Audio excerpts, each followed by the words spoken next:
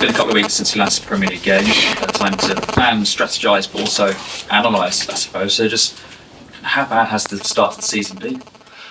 Points-wise, obviously, bad, very bad. And then if you look at performances, I'll be the biggest critic of my team. I know we will face criticism from outside, and fans, Matt Hobbs, Jeff, whoever it is who will have an opinion on. I'll have the most critical opinion, I can assure you, of the team. And I felt a real need to be critical of them after the second half against Chelsea, after the second half against Aston Villa, and after the 90 minutes at Brentford. I thought we were below our own standards in those. And the rest of it, we've given a good go against some tough opposition and come up a bit short. Of course, we sit here now 7 games in with 1 point, which if you don't look into the depths of how and why, it sounds like a disaster. And there's 2 very tough games coming up in the next 10 days as well. But if you do care enough to take the time to look into the situation and the fixtures and how the team has performed, you will easily see that there is enough there to have a real clear view that we can turn this around. And I have 100% faith in myself and in the playing group that together we will show everybody that we're more than capable of competing at the level.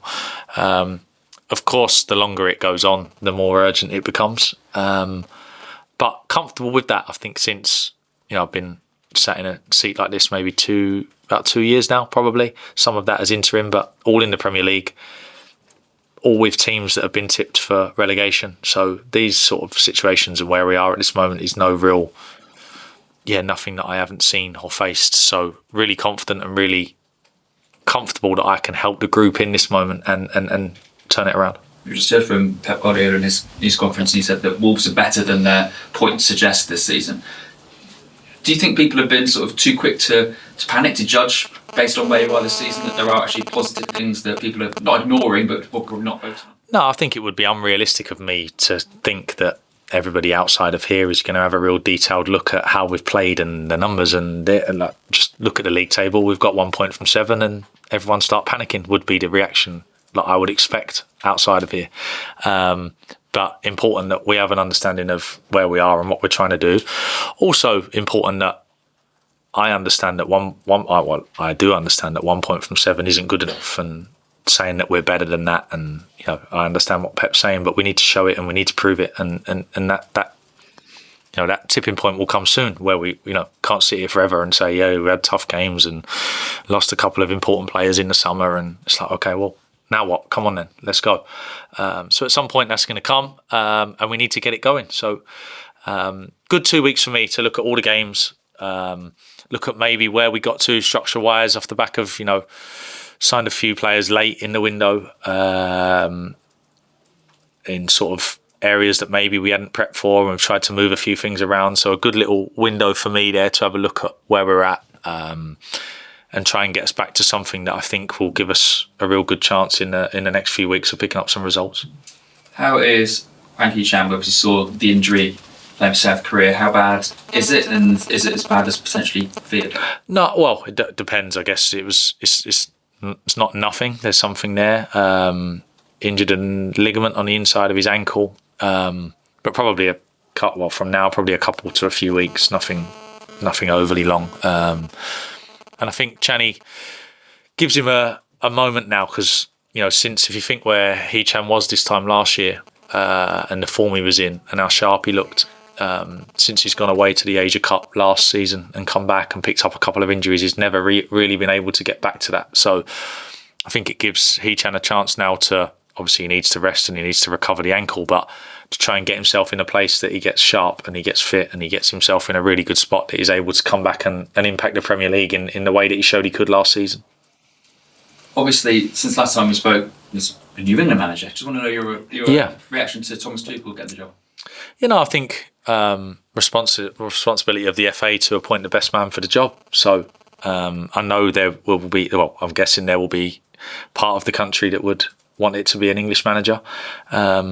But I don't think that's on the FA or on Thomas. I think that's on us as a nation. You need to pick the best man for the job. If the best man's not English, then that's on us. So next time it comes around, can the nation make sure that the best man for the job is English? And then we have a top manager that has won stuff, and he comes from the country that he's managing. But yeah, no issue from me with. I think he's a fantastic manager. I don't think I've come up against his team before. I think he'd already left Chelsea by the time I was in charge, but watched a lot of his stuff. And he's a top manager. He'll get instant respect of the group because of what he's done.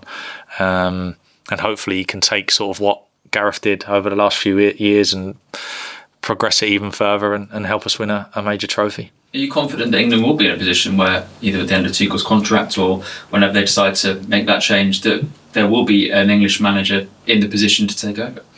I'm not sure. Obviously, a lot of things can happen between now and then. I know there are a lot of good up-and-coming English coaches that are working very hard. But like I say, it's on English coaches across the country or wherever they are working abroad to convince the people that, same as when you're trying to get club jobs, it's the same. There's so many people. Every time you want to get a job in the Premier League or in the Championship, there'll be 400 applicants probably from all over the world, because the Premier League and the Championship and the England manager is, this country is a special place to work in football-wise. So it doesn't matter where you're from, you just need to be really, really good. And Thomas obviously is that, and I'm delighted for him that he gets the opportunity because it is a talented group that he gets to work with. So a good opportunity for him and the team to push on and win something. The coaching structure in this country better than most, though. Is the structure in place? Because obviously we know so many people trying to apply for licences, not being able to get them. You said there's lots of applicants, but it also feels like the pipeline isn't necessarily there for people to get into football and to be able to bring their ideas and be able to, develop within the game. Yeah, no, I think every case will be different. I can only talk about my own experiences, and of course probably my playing career and people that I've met along the way helped me in that. But I've been given fantastic opportunities, to work at Liverpool's under-23s straight off the back of a playing career, to then be employed as a first-team coach at Bournemouth in the Championship, to then be trusted with.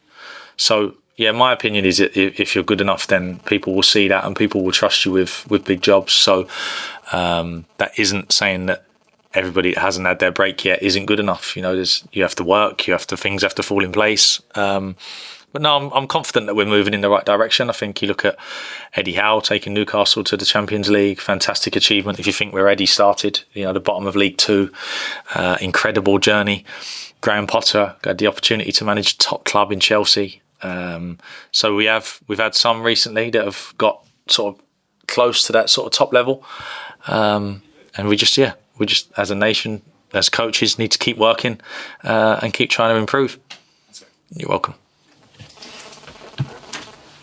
Hi Gary, you mentioned a little bit about the international break. Has it been a chance for you and the squad to reflect and then maybe draw a line under it and then say, right, from now this is what we need to do to get points on the board, get wins on them? Yeah, I don't think, the first thing is most of them are away. So the ones that were here have worked really hard. And it's not really let's throw everything away that we've done, because there's loads in there that was good. So we need to look at what we can do to improve it. And maybe, obviously this week's different because it's Manchester City, and their preparation for a Manchester City game is different to most other weeks because it's a hell of a lot of focus around what they're going to be and what we're going to have to do to stop them.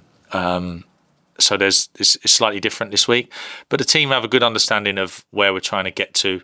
They understand what the Manchester City game may look like, and then they know what's coming in the next few weeks. We don't have to play teams in the top 8 for the whole season. There'll be games where we get to play teams in and around lower parts of the league. Doesn't mean they're any easier, but it means we need to be ready for them, and we need to make sure that we're in a place mentally where this run hasn't affected how ready we are for the next challenge. You're one of very few coaches to have masterminded a victory against a Pep Guardiola Manchester City side. The question is, just over a year ago now I think it is, can you do it again, and what's the key? Yeah, the key that day was an unbelievable discipline from the team, a counter-attacking threat, and a real sort of togetherness and fight, which you will need. And then obviously Manchester City maybe not quite being at their best and not being as ruthless as they can be. But yeah, it's a tough game. Of course, it's a tough game, but I'm looking forward to it because it gives us an opportunity to show you can never control the result. The result will be the result. There's outside factors that will be able to affect that. Decisions and bad breaks and opposition quality. But what we need to take care of is a performance that the fans can unite with and can see that the team are fighting for everything. And that's what we aim to do against the best team in world football. And just finally from me, have you set a target points tally between now and the next international break to say we want to be here or there, or is it just game by game? No, just game by game. It's you can't predict anything in the Premier League. So no, we attack every game. We tried to beat Manchester City. We tried to beat Brighton, and then Palace and Southampton before the break. Tried to win all 4, see where we get to. But the lads, I'm really confident that the lads understand the importance of the next few weeks. Then we need to put some points on the board. Mike? Hi, Gary. The squad's a little bit different to that Manchester City game last year. Not very different, a few different, obviously. Yeah. Do you still have the same qualities in the squad that you just described? We'll miss Pedro Neto's counter-attacking threat, of course. We do have others in there that are capable. But no, the squad, we've got centre-backs available that can play in a similar way that we did if we decide to go that way. So no, there's opportunities there for us to put on a real good performance against a real tough opposition and give ourselves a chance in a tough Premier League game. So the squad is different. I think the front three that day would have been Chani, Cunha and Pedro. Obviously, it's not going to be that. So there will be some differences.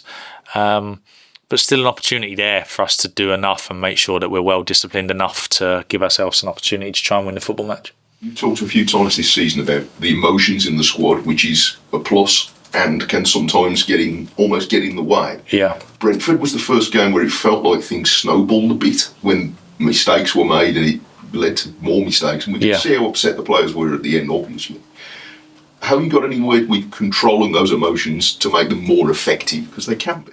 Yeah, no, they can be. I think, the Brentford game was a real sort of shock and maybe a shot in the arm to everybody around. Like that, if we're not at it and we're going to make mistakes, like it's not just the top teams that are going to be able to beat us in this league. Like if you turn up and you just make unbelievable mistakes for goals, everybody in this league is going to be able to beat you. So that can't happen. So I think it was one where maybe off the back of a bad run, you see Brentford come in at the end of it and you think, okay, let's go to Brentford and let's win. It's never, ever going to be that easy. You need to take care of all the own bits around your game. Conceded some goals that were almost unexplainable. And it did then just snowball into an afternoon where the game never really got going for us. We were always chasing and chasing and chasing. And then in the end, you end up opening up and causing some problems to yourself. So a bad day for us, the Brentford day, but one that hopefully lets the lads realise that no matter who we play at this level, we need to be 100% on our game. And apart from Chani, you talked about everybody else. Okay. Yeah, everybody else is the same as it was before, apart from Chani. Yeah. Okay. I think that's it for broadcast. Yeah. So we turn the cameras off, please.